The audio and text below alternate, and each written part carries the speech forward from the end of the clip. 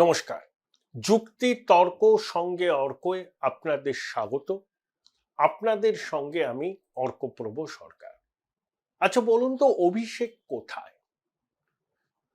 আরজিকর কাণ্ড যবে থেকে সামনে এসেছে তারপর থেকেই অভিষেক কার্যত সবকিছুর থেকে নিজেকে দূরে সরিয়ে রেখেছেন। যদিও 28 অগাস্ট ছাত্র পরিষদের প্রতিষ্ঠা দিবসে অভিষেক এসেছিলেন, বক্তৃতা করেছিলেন, বলেছিলেন সন্দীপ ঘোষকে কেন সিবিআই গ্রেপ্তার করছে না। পাশেই ছিলেন মমতা বন্দ্যোপাধ্যায়। অভিষেকের এইভাবে সন্দীপ ঘোষের গ্রেপ্তারি চাওয়ায় মমতা দৃশ্যতই অস্বস্তিতে পড়েছে। আরজিকর কাণ্ডকে রাজ্য সরকার যেভাবে সামলাচ্ছে তাতে নাকি অভিষেক যার পর্নায় ক্ষুব্ধ, তার এই ক্ষোভের কথা তিনি তার দলনেত্রীকে জানিয়েওছেন। অভিষেকের বক্তব্য ছিল যে আমলাতন্ত্র বিষয়টার সংবেদনশীলতা অনুভব করতে ব্যর্থ হয়েছে এবং পরিস্থিতি কার্যত হাতের বাইরে চলে গেছে। মানুষের ক্ষোভ আছড়ে পড়ছে রাজপথে। 14ই অগাস্ট মধ্যরাতে আরজিকরে দুষ্কৃতী তাণ্ডবের পর তৎকালীন পুলিশ কমিশনার বিনীত গোয়েল ঘটনাস্থলে গিয়েছিলেন। তাকে কিন্তু মমতা বন্দ্যোপাধ্যায় পাঠাননি। অভিষেক বন্দ্যোপাধ্যায় তাকে ফোন করে অনুরোধ করায় বিনীত গোয়েল গিয়েছিলেন। সেই জন্য বিনীত গোয়েল নাকি মমতা বন্দ্যোপাধ্যায়ের ভৎসনার মুখে পড়েছিলেন। পুলিশ কমিশনারের বস তো মুখ্যমন্ত্রী, স্বরাষ্ট্রমন্ত্রী, তিনি জানলেন না, কমিশনার চলে গেলেন। এটা মমতা বন্দ্যোপাধ্যায় বিষয়টাকে খুব ভালোভাবে নেননি। তারপরে হয়তো এই প্রাক্তন কমিশনার বলেছিলেন যে অভিষেক বন্দ্যোপাধ্যায়ের অনুরোধে তিনি গিয়েছিলেন, তাই মমতা আর বিষয়টা নিয়ে খুব একটা অগ্রসর হননি, তিনি কিন্তু ক্ষুব্ধ হয়েছিলেন। এখন দেখুন, লোকসভা নির্বাচনে তৃণমূলের 29টা আসন জয়, এর পিছনে অভিষেক বন্দ্যোপাধ্যায়ের কৃতিত্ব আছে। আমি তার গুণমুগ্ধ তো নই, বরঞ্চ সমালোচনাই করি, কিন্তু যেটা সত্যি সেই সত্যিটাকে বলতে হবে।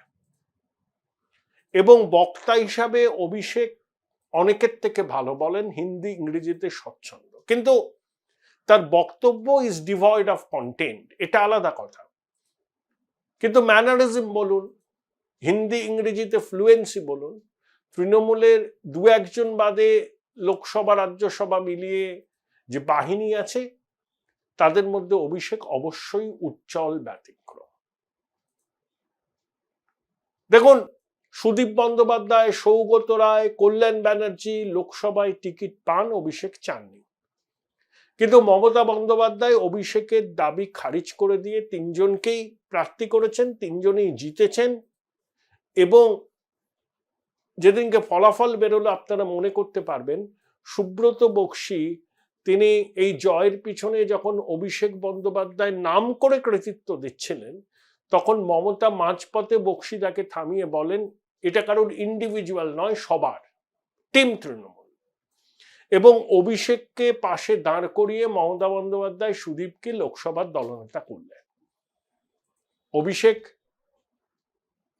তিনবারের সাংসদ, তাকে কি লোকসভার দলনেতা করা যেত না? যদিও তৃণমূলের অভ্যন্তরীণ ব্যাপার, ওরা প্রাইভেট লিমিটেড কোম্পানি, আমি বলার কেউ নই। কিন্তু একজন পশ্চিমবঙ্গের মানুষ হিসাবে আমরাও তো সবসময় চাই যে তরুণ প্রজন্ম এগিয়ে আসুক। তাহলে অভিষেককে লোকসভার দলনেতা করলে অসুবিধা ঠিকই হতো। আমার কাছে এর কোনো সদুত্তর নেই। তৃণমূলের বন্ধুরা যারা আমার ভিডিও দেখেন, গালাগাল করেন, ঠিক আছে, সেটা ব্যাপার, গণতান্ত্রিক পরিসরে এগুলো চলবেই। একটা ভাইব্রেন্ট ডেমোক্রেসিতে আমার মত আপনি মানবেন কেন? আপনার মত তো আপনি জানাবেন, ওগুলো হতেই থাকে। তারা বলুন না, আপনারা কি অভিষেককে চাননি সংসদীয় দলনেতা তৃণমূলের? কিন্তু হলেন না। আইপ্যাক জেলায় জেলায় ঘুরে কিছু দলের অদল বদল করতে চেয়েছিল। অভিষেক বলেছিলেন না 3 মাসের মধ্যে কিছু দেখবেন আপনারা, কিন্তু এখন সেটা হবে না। মুখ্যমন্ত্রী নাকি আইপ্যাককে বলেছেন যে সাংগঠনিক রদবদলের বিষয়টা এখন ধামাচাপা দিতে, কারণ আর্যিকর কাণ্ড, বন্যা, একটা ডিসকন্টেন্ট, সিমারিং ডিসকন্টেন্ট সব জায়গায়। এই প্রেক্ষিতে আবার সাংগঠনিক রদবদল করা খুব স্পর্শকাতর বিষয়। কিন্তু অভিষেক 21শে জুলাইয়ের সভা থেকে বলেছিলেন 3 মাসের মধ্যে কিছু পরিবর্তন আপনারা দেখবেন। যারা কাজ করেননি আর যারা কাজ করেছেন পুরস্কৃত হবেন ভোটের সময়, আর যারা কাজ করেননি তারা পদে থাকবেন না। কিন্তু আমার যা মনে হচ্ছে, যা পরিস্থিতি বর্তমানে, সেখানে অভিষেক তার কথা রাখতে পারবেন না। একথা অনস্বীকার্য। অভিষেকের অনুগামীরা, তৃণমূলের পরিষদীয় দলে যারা অভিষেক ঘনিষ্ঠ আছেন, তারা চেয়েছেন যে অভিষেক মন্ত্রিসভায় আসুন, উপমুখ্যমন্ত্রীর দায়িত্ব অন্তত তাকে দেয়া হোক। কিন্তু মমতা বন্দ্যোপাধ্যায় কোনো উপমুখ্যমন্ত্রীর পদ তৈরি করতে রাজি নন, কারণ তার দৃঢ় বিশ্বাস অভিষেক যদি উপমুখ্যমন্ত্রী হন, তার হাত থেকে ক্ষমতার হ্রাস অনেকটা চলে যাবে অভিষেকের হাতে। তিনি থাকবেন, তৃণমূলের বিধায়করা তার আশীর্বাদ নেবেন, পায়ে হাতে প্রণাম করবেন, কিন্তু ক্ষমতার ভরকেন্দ্রের বদল হবে, ক্ষমতা পুরোটাই প্রায় চলে যাবে অভিষেকের কাছে। Join Indian Institute of Hotel Management now. Right choice, right decision. সেটা মমতা চান না। মমতার বক্তব্য অভিষেক মন্ত্রিসভায় আসতে পারেন, গুরুত্বপূর্ণ মন্ত্রকও পেতে পারেন, কিন্তু উপমুখ্যমন্ত্রী নইব চ। বরঞ্চ অভিষেককে এটা বলা হয়েছিল, তৃণমূল সূত্রে খবর, যে কেন্দ্রের এনডিএ সরকার টিকবে না, ইন্ডিয়া জোটের সরকার হবে, সেখানে অভিষেক একটা শাসালো মন্ত্রক পাবে কেন্দ্রে। কিন্তু অভিষেক জানেন ওটা ছেলে বোলানো গল্প, এই সরকার পড়বে না এখন। আগামী নির্বাচনে কি হবে সেটা পরের কথা, যদির কথা নদীর পারে। কিন্তু এই মুহূর্তে দিল্লিতে এনডিএ সরকার পড়ছে না, এটা অভিষেক জানেন। তাকে যতই লালিপপ দেয়া হোক না কেন, তিনি এইসব আমল দিতে রাজি নন। এবং আরজিকর কাণ্ডের প্রেক্ষিতে অভিষেকের মত যে মমতা বন্দ্যোপাধ্যায়ের থেকে সম্পূর্ণ আলাদা, সেটা কিন্তু দলের অভ্যন্তরে অভিষেক পরিষ্কার করে দিয়েছেন, এবং তার নীরবতাও অনেক কিছুর বার্তা দিচ্ছে। এবং তার ঘনিষ্ঠ বিধায়করাও কিন্তু অভিষেকের সাম্প্রতিক খবরাখবর সম্পর্কে জানেন না। অনেকে বলছেন দেবদাসের মতো অভিষেক দাঁড়িয়ে রেখেছেন, সেটা তার ব্যক্তিগত বিষয়, আমি রসিকতা করে বললাম। কিন্তু আগামী দিনে অভিষেকের পদক্ষেপ নিয়ে তার ঘনিষ্ঠ নেতারাও অন্ধকারে, কিচ্ছু জানেন না, যোগাযোগই নেই অনেকের সঙ্গে। দেখুন, একটা বাজারে ছড়ানো হয়েছিল অভিষেক নাকি সিন্ধে হবেন। আমার ধারণা ওসব হবেন না, কারণ তৃণমূলে প্রার্থীরা ভোট বৈতরণী পের হয় মমতা বন্দ্যোপাধ্যায়ের ছবিকে সামনে রেখে, তার মুখকে ব্যবহার করে। অভিষেকের সেই গ্রহণযোগ্যতা বাংলার মানুষের কাছে হয়নি যে তিনি সবাইকে ভোট বৈতরণী পার করে দেবেন। সেটা অভিষেক বুঝেছেন কিনা জানি না, কিন্তু বুঝলে পরে তারই মঙ্গল। তাই রাতারাতি সিন্ধে হয়ে বেরিয়ে গিয়ে বিজেপির সঙ্গে হাত মিলিয়ে সরকার করবেন, মুখ্যমন্ত্রী হবেন, এটা অলীক কল্পনা। তার কারণ একনাথ সিন্ধে শিবসেনা থেকে বেরিয়ে এসে যখন বিজেপির সঙ্গে হাত ধরলেন, তখন তিনি বললেন যে শিবসেনার স্বাভাবিক মিত্র বিজেপি। দুটো দলই হিন্দুত্ববাদী রাজনীতি করে। এনসিপি, কংগ্রেস কোনোদিনই শিবসেনার স্বাভাবিক মিত্র ছিল না। তাই বালা সাহেবের ঐতিহ্যকে ধরে রাখতেই তিনি বিজেপির সঙ্গে হাত মিলিয়েছেন। আপনি যদি ভেবে দেখেন, একনাথ সিন্ধের দেয়া যুক্তিটা ফেলে দেওয়ার মতো নয়। আর অভিষেক যদি একনাথ সিন্ধে হয়ে বিধায়কদের বার করে এনে আলাদা করে একটা কিছু করেন, বিজেপির সঙ্গে হাত মেলান, তাহলে অভিষেকের ভরাডুবি হবে। কারণ তৃণমূলের যেটা কোর সাপোর্ট বেস, সেটা একটা বেনিফিশিয়ারি এবং সংখ্যালঘুরা কোনো অবস্থাতেই বিজেপির সঙ্গে কোনো সমঝোতা মেনে নেবেন না। সুতরাং ওই একনাথ সিন্ধে টিন্দে হওয়ার গল্পটা আলাদা। দেখুন, অভিষেক বন্দ্যোপাধ্যায় মমতা বন্দ্যোপাধ্যায়ের এয়ার অ্যাপারেন্ট, তিনি আগামী দিনে দলের কাণ্ডারি হবেন। কিন্তু অভিষেক চাইছেন সরকারে যোগ দিয়ে তার মতো করে কিছু পদক্ষেপ নিতে। মমতা বন্দ্যোপাধ্যায় সেটাই রাজি হচ্ছেন না। তাই অভিষেক আপাতত গোসাগরে খিল তুলে আছেন। কতদিন তিনি থাকবেন সেটা তিনিই বলতে পারেন।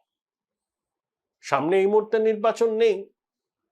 দেখুন, অভিষেক 100 দিনের কাজ, আবাস যোজনার বকেয়া টাকা নিয়ে অনেক তর্জন গর্জন করেছিলেন, দিল্লিতে আন্দোলন করেছিলেন, কিন্তু এখনো তিনি সুরাহা করতে পারেননি।